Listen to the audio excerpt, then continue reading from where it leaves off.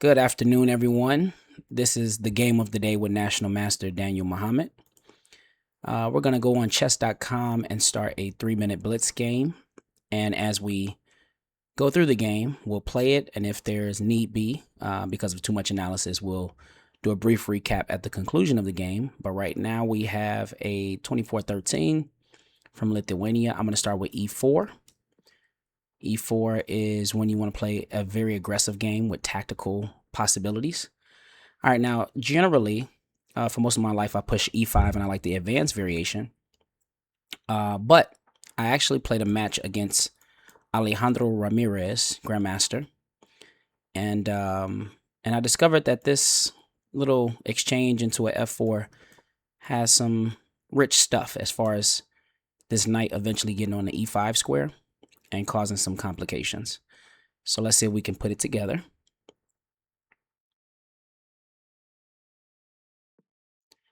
All right, now this is held, but this pawn chain really does help to nullify a lot of this queenside play.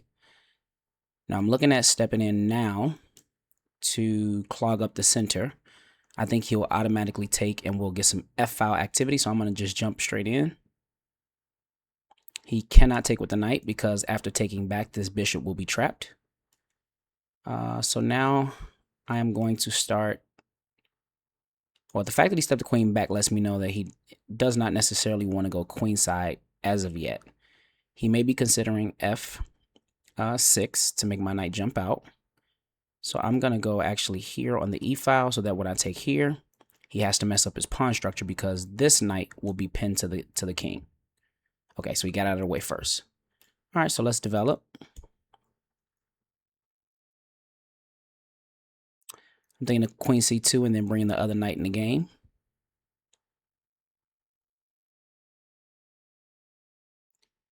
Now, of course, he's attacking my knight. I'm thinking of taking here, but the reason I'm going to step back is because this one doesn't really have any good squares.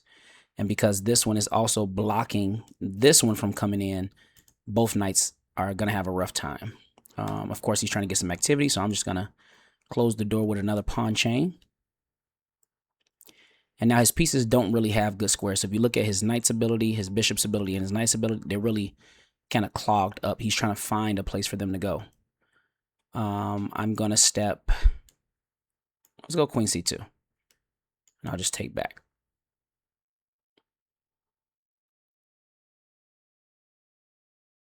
All right, I got to move a little faster. He is about 35 seconds up on time. Develop. All right, I want to stack. We can get rid of all of these pieces on the board. Now, his knight is kind of stuck because there's two pieces hidden on this diagonal. Okay, so now I'm starting to smell some tactical play that's about to come into the picture. Let's step back and open up this file. And I'm thinking about snapping here. Snap, that'll be two knights and a bishop and a rook. Okay, so I think this works. If I'm not mistaken, I'm going to snap. Snap will check again. Now this is something I can capture. So we're going to do some minor piece play. I also may have the ability to take an additional pawn. He doesn't really have any access squares. All of these are defended by some piece. Let's go here. I'm going to step again, check, and then I'm going to step my queen in.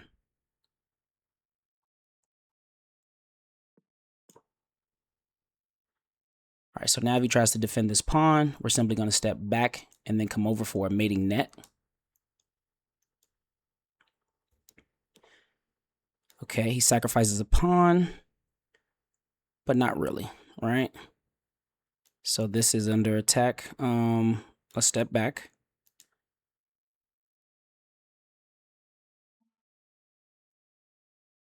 Now, if he tries to open up my king, I'm going to take first with the queen. That'll check him. He has to step off. Okay, he doesn't do it. I think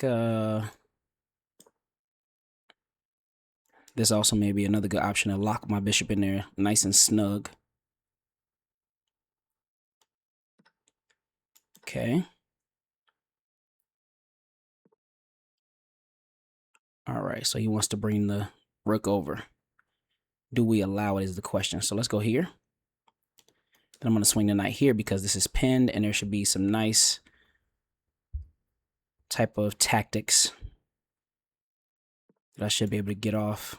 All right, all of these squares are still covered. He still has no access to get in. I'm going to step here now. And that should be mate. Yeah, I don't know what he was thinking. So let's briefly look at that game of the day.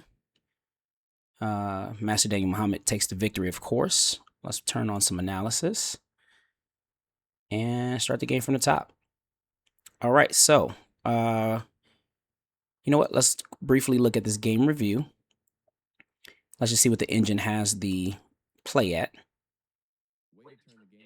All right, so it says in that game I played about a 2450 strength. He played about a 2150 strength, so not bad. I've seen much better. Usually my average is 27, 28.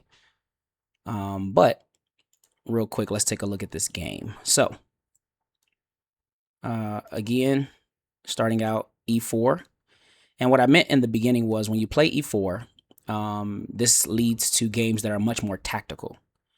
All right, when you play things like d4 or c4, these games are much more positional. So if you're a great attacker, always try to use e4. All right, he goes e6. This is called the French defense. And in the French defense, d4 is one of the most popular moves. And then at this one, you have two options. You can exchange or you can push past, which is called the advanced variation. Again, I'm very familiar with the setup and the structure of the advanced variation, but as of the last few years, I've been exploring this take on d5, and this is not booked, by the way. So taking on d5, they take back, and then f4, which I guess you can say it's similar to a stonewall type of setup, where the knight gets to the square because it's fortified by two pawns. It's just a very strong center that you get an advantage of. And I think, when I played Grandmaster Alejandro Ramirez, this was one of the best positions that I was able to get some great counterplay and some great attacking chances from. So anyway, he plays bishop to f5. Again, just developing pieces. I go knight f3. He goes here, setting scopes on the f4 square. The really only two options for the bishop is either here or here, so I get why that move was played. I challenged this bishop because this foul is one of his only pieces that are actually strong, so I wanted to challenge it immediately. He steps knight here to not only defend this bishop, but to also make way for his king to get castled and tucked away in the corner.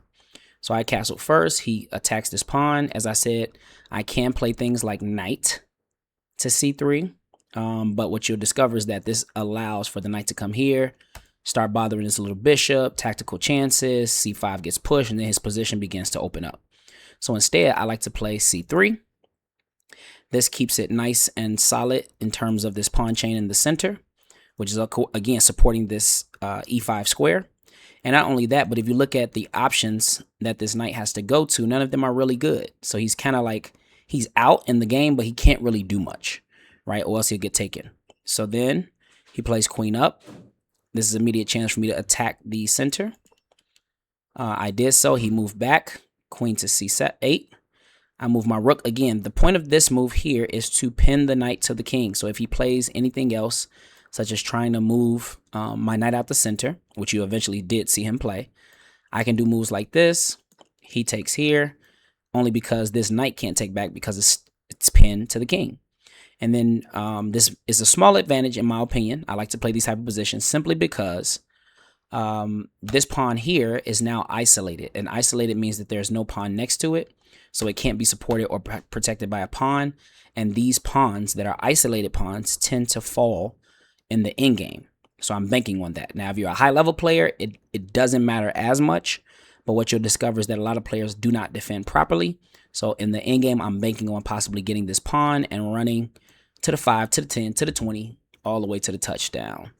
All right, but he did not do that. He was kind of seeing what was up. So instead, he castled. All right, that gets rid of this pin of the knight. So now if I take now, he simply just takes back. All right, so I play bishop out, developing pieces. He now plays f6, again, kicking my knight out. The question is, do I want to take or do I want to retreat? And in this position, I decided to retreat because, again, if you look at this position, if I take, now this knight comes into the game, and now he has more movement, right? Because the other knight is not blocking his ability to get into the game. So, for example, what I mean by that, right now, all he has is knight to g6. This is the only square he has, right? This is blocked. This is blocked. This is blocked. This is blocked. This is blocked. So if you look at what I'm doing, I'm trying to make all of his pieces as uncomfortable as I possibly can, right? What can this bishop do? Blocked, blocked. He could take. Can't go here, can't go here, can't go here, right? What can this knight do? We already talked about that, how all his squares are not really that good. So I decided to retreat to keep him feeling a little claustrophobic, if you will. All right, he steps off over here to try to get some counterplay, doubling up on this pawn. And some people may be afraid to play this, but I do have my light square bishop. So I had no problem developing this pawn chain here. Now he's trying to get his, again, at knight in the game. He wants to push c5 to get some breathing room. So these are smart moves. I now step here. And what this move does is it either forces this bishop to get off the diagonal, which is one of his best pieces right now, or it keeps this knight honest because he can no longer have the freedom to leave because he's stuck protecting this bishop. The moment he tries to go somewhere over here, he automatically loses a piece. Okay, so I play queen to c2 to hold him and keep him honest. He goes queen to d7. I go knight d2. Well, knight knight 1 to d2. And then when he came here, I saw this semi-open file. Now, semi-open file means that there's no pawn kind of on it, and there's just pieces there. So I decided that I don't want to give this file to black and make it balanced. I want to stack on it to get control of it as best I can. So my rook steps up to e2. His pawn is coming to try to get some counterplay and start weakening this pawn chain. Again, whenever someone has a pawn chain like I have, you always want to send something to disrupt the base pawn. That's how you break up a pawn chain. And then if he can get my king in the open, he can try to get some attacking chances. So that's what he's going for as a result of this move. All right, I step my rook over, again, stacking on the file. He goes king to f7. Again, just he's a little stuck. He doesn't really know what to do. I play bishop back to now open up this file and also make him just consider whether or not he really wants to take or push this pawn and initiate, because now the bishop is pointing at it, the pawn is pointing at it, and the knight is pointing at it. So instead of giving him that freedom to try to slide these rooks over and open up all of this foul stuff, a move, it not only brings the two rooks into the game, but it also helps further defend this h4 square. Okay, so he now goes pawn to c6, and I just saw the meter go up. So now let's look at the analysis and see what they have as far as this move. So this is actually correct. I did play the correct move by sacking the rook. It puts me at a near 3-point advantage. So I did the correct move. I took. He took with the knight. I took with the rook again. He took with the queen. Again, why the queen? Because, for example, if he takes with the rook instead, I get even more of an advantage, because now not only do I take the bishop, but it's tempo, because now his queen has to respond to the fact that my bishop is attacking the queen.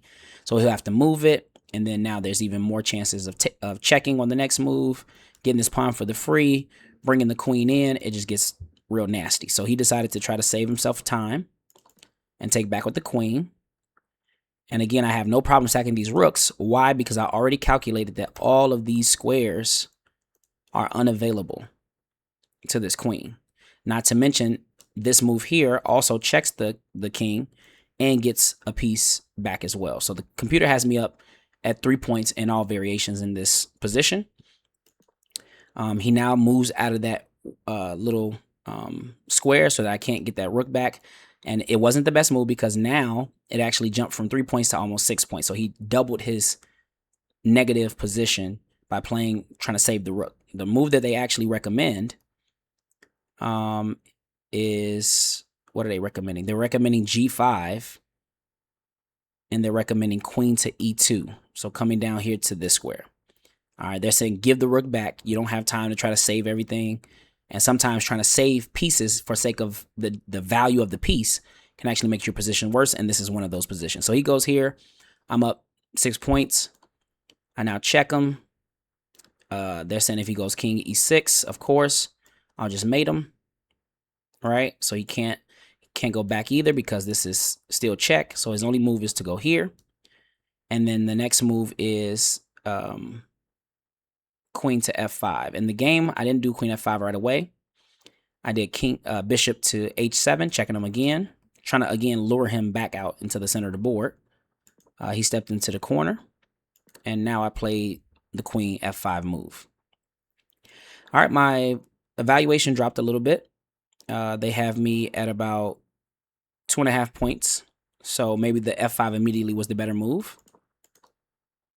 And they're saying that I should immediately go for a mate, a backdoor mate, right? So nonetheless, I'm still have a great advantage. All right, I step bishop back. He's now pressing. I step over. They still got me at about 2 points. I take back. He steps his king up.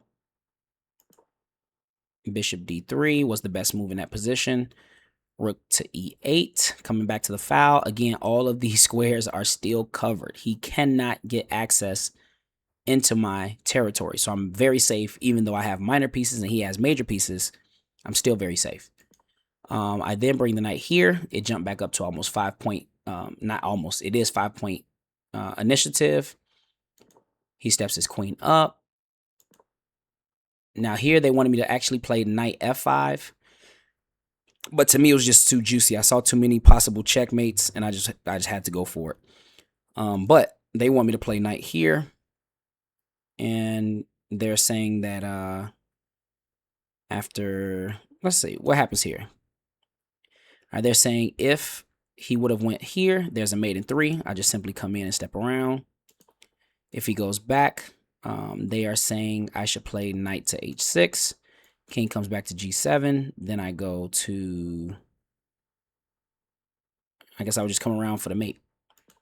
But long story short, after this move here, I stepped queen around. He took the pawn, and we had checkmate on the next move. So good game to Stepanas, 2405 from Lithuania. That is the game of the day. Make sure you subscribe, follow this channel to get daily games and learn with National Master Daniel Muhammad. You all have a beautiful day, and we'll see you next time. Peace.